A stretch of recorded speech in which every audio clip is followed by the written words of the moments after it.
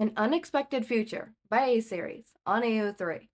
Episode 14, Chapter 14. What It Means to Be a Hero.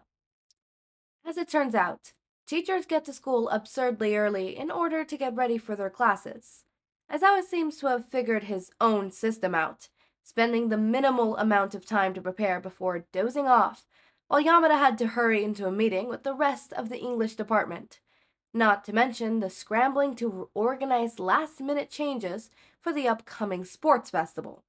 Five stayed with the teachers for a while, but the noise aggravated him while he was working on his first actual assignment, so he relocated to his seat in the Buane classroom, empty, with over half an hour before class was scheduled to start.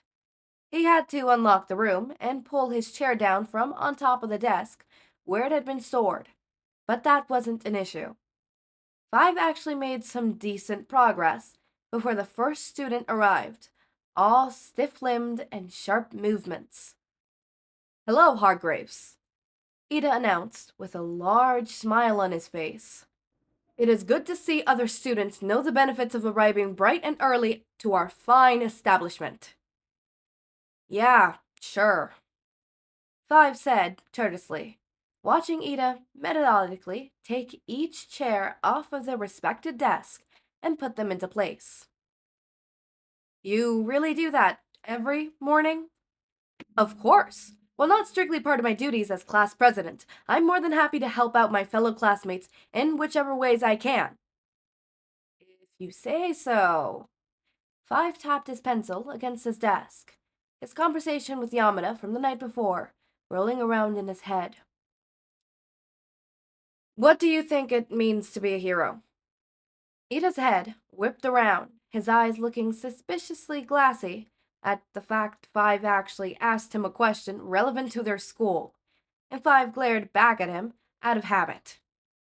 "A hero is a long-standing and noble profession," Ida began, undeterred.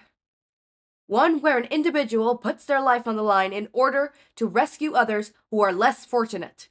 Heroes save people when disaster strikes, whether man-made or otherwise, and are civilians' first line of defense when something goes wrong. I'm from a long line of heroes myself, and I'm proud to be taking up such an honorable mantle." Five hummed. That was a lot to unpack in that definition. "So, you decided to become a hero because it's a tradition in your family?" "Yes, exactly." Ida held his chin high. "The hero name Ingenium has been passed down in my family for generations. My brother currently has the mantle, and I'm hoping to be able to serve by his side until I'm ready to take up the title myself." It was a rather bold assumption that a hero name that passed down would be transferred from brother to brother peacefully. But even Five had enough tact not to bring that up when Ida seemed so positive about his family. "Won't you need a hero name in the meantime, then?" Five asked instead. "Of course. Though we probably won't need them for quite a while. I've brainstormed several names." The door crashed open, and an out-of-breath Bakugo appeared in the doorway, scanning the room and tensing when his eyes landed on Five. "How do you keep getting here so early?" "What part of live with the teachers don't you understand?" Five bit back. "Bakugo, please stop harassing young Hargreaves. He is a guest of our school and should be treated as such."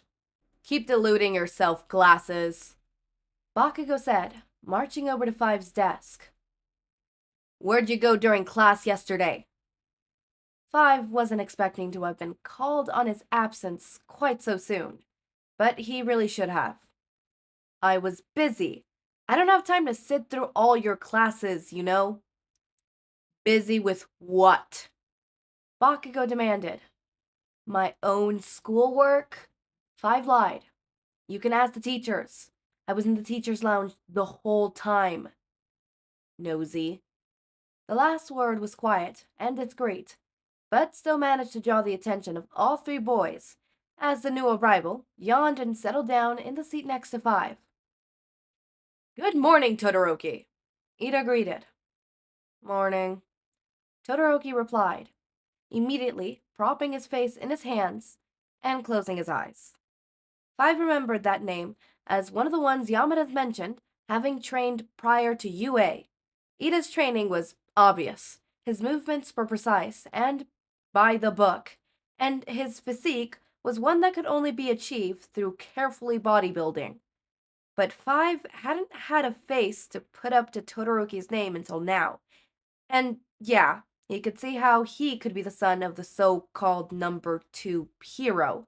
From what little Five saw, he didn't make unnecessary movements, and the sheer speed and power of his ice was overwhelming.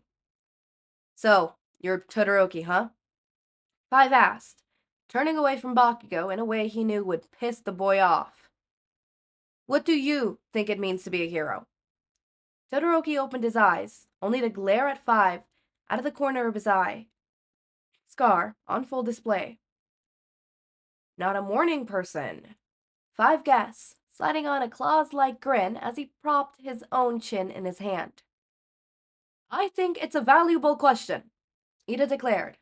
We could use some self-reflection to determine where our values lie. Bakugo scoffed, finally making his way to the 3 decks ahead to drop off his bag. That's dumb. A hero's job is to beat down all the bad guys that stand in their way. All of them. Todoroki's glare shifted from Five to Bakugo, somehow growing even colder. Heroics is just another job. No more, no less. Bakugo met one glare with another of his own, and Ida held his chin in his hands and a constipated expression on his face. While that feels a little reductive, it is certainly true. Could you elaborate on that, Todoroki? Good morning, everyone. The girl with high ponytail greeted as she entered, flashing them all a smile. What are we talking about? Good morning, Yaoyorozu, Ida called, with a chop of his arm. We're having a discussion on what it means to be a hero. My, that sounds fascinating, Yaoyorozu said cheerfully, as she made her way to her seat. Todoroki was just explaining how he sees heroics as just a normal job. Todoroki sighed before lowering his hand and straightening his shoulders. I didn't say it would be normal.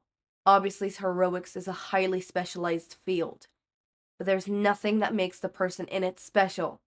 They're good people who are heroes, just like how they're bad people who are heroes. They use their power afforded to them by their jobs as they see fit. Yaoyorozu blinked. That's a surprisingly cynical point of view, Todoroki. Todoroki just shrugged, popping his head back in his hand. If that's how you see it, why do you want to be a hero? Five pressed. Todoroki glanced at him. I have my reasons. Then he closed his eyes, apparently done with the conversation. Of course, your business is your own, Ida quickly reassured. What about you, Yaoyorozu? What does being a hero mean to you? Well, let's see. Yaoyorozu started, considering the question with some weight. To me, a hero is a public figure, someone who is hired by the state to keep order and to provide a public good, making sure that the vulnerable population are protected, and to promote an image of strength to deter crime before it happens. It's an intensive job that requires both a quick mind and body to keep up with criminals and the media alike. Personally, I became a hero because I felt that with a quirk as versatile as mine, I would be able to do the most good in that sector, where there are so many situations where time is of essence and supplies might be lacking. A nuanced view, Ida applauded. What about you? Yaoyorozu asked, turning to Five. Do you want to be a hero too? Have you decided? Five scoffed and smiled bitterly. Do you really want to know? Of course, Ida said easily. We're all eager to get to know you better. Ida's posture was open and wide, the picture of strong but welcoming. Yaoyorozu faced Five, turning around in her chair, with an interested smile and bright eyes. Behind her, Bakugo gave him a considering glare, but was quiet. Todoroki was still attempting to nap. What the hell? Why not? I don't want to be a hero. I am a hero. Five started. I'm amongst the first wave of quirk users, and my father bought me and my siblings from our birth parents. He's been training us, the Umbrella Academy, to be heroes since we were old enough to walk. He made our lives hell, pitting us against each other and pushing our limits, because we were the only ones with quirks, and we needed to use our powers in ways he approved of. I fought and defeated several criminals before I came here. I've killed people. To me, being a hero is a path that has always been carved in blood. An unfortunate but necessary path, and one that I'm good at. It didn't even occur to me until I came here that I could do anything different, that there might be a different path to heroics, which is why I'm interested to see how your system works, filled with people who actually want to be there. As Five finished his piece, it was quiet enough to hear a pin drop. Ida and Yarozu were looking at him with open mouth horror, and Bakugo's glare had finally dropped from his face and was replaced with a concerned curiosity. Todoroki had finally turned his full attention to Five, eyes wide, with the most open emotion Five had ever seen him wear so far. That's horrible, Ida declared, breaking the silence first. I understand our current laws must not have existed at that time, but I simply cannot accept this. What kind of a man would raise his children to fight crime against their will? How can he get away with such a thing? He's very rich and very powerful, Five explained, a wary smile curling up onto his lips, watching Ida's outrage. There is no excuse. The amount of wealth one has should not determine whether or not they are allowed to follow basic human ethics. That's right, Yarozu agreed. My question is, where's the public in all this? Surely someone noticed what was going on. You said that you've defeated criminals before. I did. They know. We have a whole line of merchandise, including toys and comic books. We're very marketable. They didn't. That's. Yarozu floundered, turning red in a face of her fury. That's so. Fucked up, Bakugo suggested. Yes, Yarozu agreed, fists clenched. It's very fucked up. As amusing as it was to watch them work themselves up into a frenzy, Five found Todoroki's reaction the most interesting. He watched the others with an overwhelming awe, eyes flittering between each of the others as they each said their own piece, but never contributed.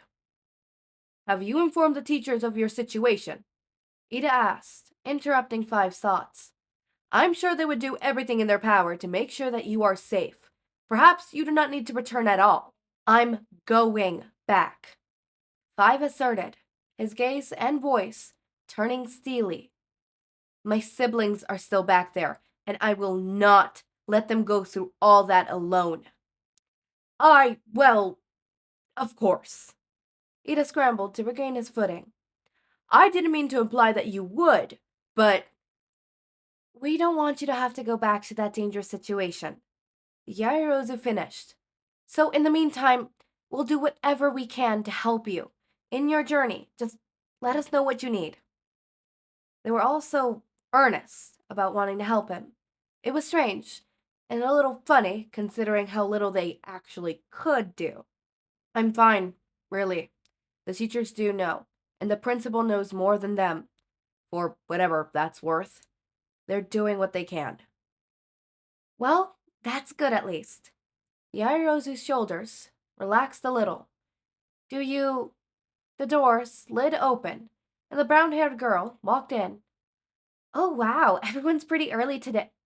She blinked, her smile faltering, as she looked over everyone's grim expression. Am I interrupting something? Not at all. Five smiled back. We're just having a little debate. Oh, yes, about the nature of heroics industries. Yarozu added, making a valiant effort to move on at Five's prompting. Okay. The new girl gave them a thumbs up before pointing to a desk. I'm gonna go set my bag down now. Ah, let me help you, Odoraka, Ida declared, heading to the opposite end of the room. I wanted to ask you about your tech. Students began to arrive in mass after Uraraka, and the subject was quickly dropped. That didn't stop Yaoyorozu from slipping Five her phone number, with a promise that he could call her if he needed anything. And it didn't stop Bakugo from keeping an eye on Five out of the corner of his eye. But the real difference was that Five somehow managed to catch the eye of Todoroki, who began sneaking glances at him for the rest of the day. Alright, okay, I want to talk about Todoroki. Clearly, let's talk about Todoroki. Todoroki, oh my god. Are we gonna get an episode where episode?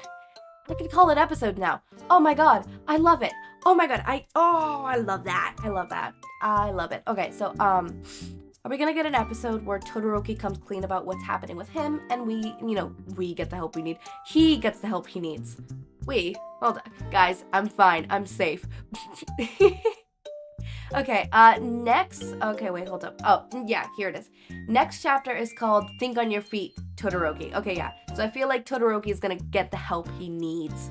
And, oh my god, I think we're halfway finished. Are we halfway finished? No fucking way. Oh my god, wait, no, we were halfway finished at episode 12. Oh, fuck, we were halfway finished last time. No, wait, what's the half of 24? I'm doing math. 24, the half of 24, yeah, it's 12. Last one is the half mark, so this one, or technically speaking, 12 and, whatever. Point to goodness, that was the half mark. That was the half mark. God damn it. I mean, this technically still counts as a half mark as well, but we're at the half point of the series. Ugh. But whatever, I can't wait to see Todoroki get the help he needs and deserves. I see it a lot in fanfictions. Todoroki gets the help he needs and deserves and stuff like that. I know for a fact that, in my fanfic he never gets... I never wrote it down that in Fluffy Mind he gets the help he needs. Oh my god. Oh shit. Oh! I fucked up. Shit. Okay, well, I'm gonna have to fix that. Okay. Because, oh god. Jesus Christ. Beans and rice. Anyways, as always, my ranger hops, make sure to eat, sleep, drink water, take your meds. Have a wonderful day or night. Link to my Discord server and socials are down in the description. Subscribe to see more of my content, and thank you so much for watching.